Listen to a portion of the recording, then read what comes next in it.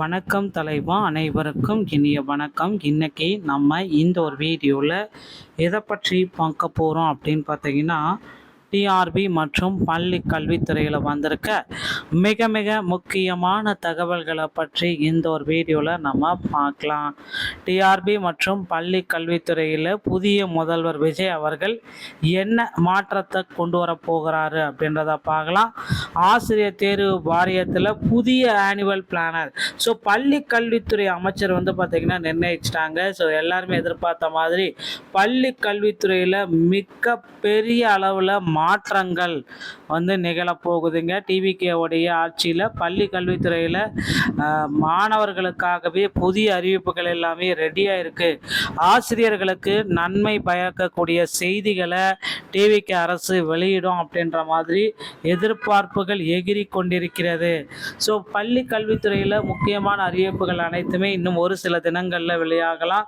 So அமைச்சரவையில் புதிய அமைச்சர்கள் அனைவருமே பதவியேற்ற பிறகு பார்த்தீங்கன்னா புதிய பள்ளி கல்வித்துறை சார்பாக பிளானர், ஸோ டிஆர்பியில் ஆசிரியர் தேர்வு வாரியத்தில் டிஆர்பியோடைய புதிய ஆனுவல் பிளானரை வெளியிடுவாங்க. முதற்கட்டமாக புதிய ஆனுவல் பிளானர் வெளியாகும். அந்த ஆனுவல் பிளானர் பிரகாரம் பார்த்தீங்கன்னா யூஜிடிஆர்பி, பிஆர்டிஇ, பிஇஓ, பிஜிடிஆர்பியோடைய தேர்வுகளை உடனடியாக நடத்த போகிறாங்க. அதே போல் காமன் டெட்டு அப்படின்னு சொல்லக்கூடிய அந்த தேர்வையும் உடனடியாக நடத்த இருக்காங்க. ஸோ காமன் டெட்டு பார்த்திங்கன்னா ஆண்டுக்கு 2 டைம் நடத்த வேண்டிய டெட்டை பார்த்திங்கன்னா இந்த ஆண்டில் இன்னும் ஒரு டைம் கூட நடத்தலை. சென்ற ஆண்டில் நடைபெற்ற ரிசல்ட்டை இந்த ஆண்டில் தான் வெட்டாங்க. ஸோ கண்டிப்பாக இந்த ஆண்டில் இப்போ ஜூனில் ஒன்றும் டிசம்பரில் ஒன்றும் தேர்வை நடத்தி முடிப்பாங்க அப்படின்ற மாதிரி எதிர்பார்ப்புகள் போயிட்டுருக்கு. ஸோ டெட் தேர்வில் கண்டிப்பாக பாஸ் பண்ணக்கூடிய கட்டாயத்தில் ஆசிரியர்கள் இருக்காங்க. அதில் ஒரு கேஸ் ஒன்று போயிட்டுருக்கு, நீதிமன்ற தீர்ப்பு. அனைத்து கம்யூனிட்டிக்குமே 60 மார்க் எடுத்தால் பாஸ். இது பார்த்திங்கன்னா முதல்வர் விஜய் அவர்கள் உடனடியாக இதில் தலையிட்டு நீதிமன்ற தீர்ப்பை வழங்கி தருவார் அப்படின்றத நிச்சயமாக எதிர்பார்க்கலாம். அதே போல் மற்ற ஆட்சியில் பார்த்திங்கன்னா தேர்தல் வாக்குறுதிகள் சரிவர நிறைவேற்றப்படவில்லை. ஸோ விஜயோட ஆட்சியிலாவது முதல்வர் விஜயோட ஆட்சியிலாவது சரிவர நிறைவேற்றப்படுமா? 149 ஜிஓ நிறைவேற்றப்படுமா? பள்ளி கல்வித்துறையில் பகுதி நேர ஆசிரியர்களுடைய பணி நிரந்தர வாய்ப்பு நிறைவேற்றப்படுமா?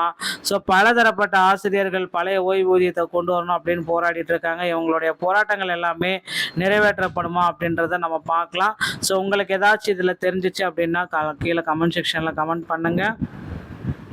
ஸோ நிச்சயமாக பார்த்தீங்க அப்படின்னா ஆசிரியர்களுடைய நலனுக்காக போராடும் என்ற டிவிகே அரசு குறிப்பிட்டே சொல்லிட்டாங்க.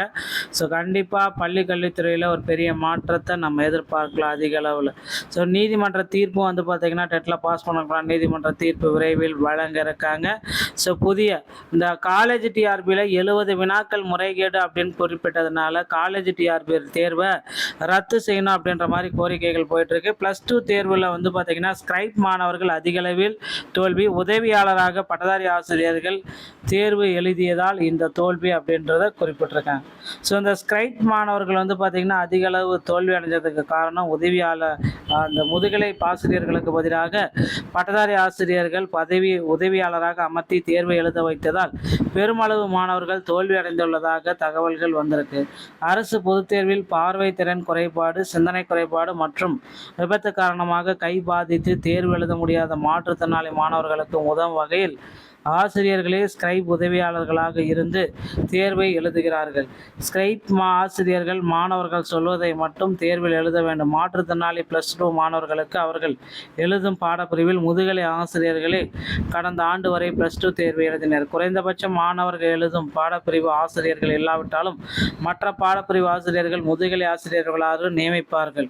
பெரும்பாலும் ஸ்கிரைப் மூலம் தேர்வு எழுதும் மாற்றுத்திறனாளி மாணவர்கள் முறையாக படித்துவிட்டு கேள்விகளை புரிந்து விடைகளை சொல்லும் பொழுது சிந்தனை குறைபாடு உள்ளவர்களாகவும் இருப்பார்கள்.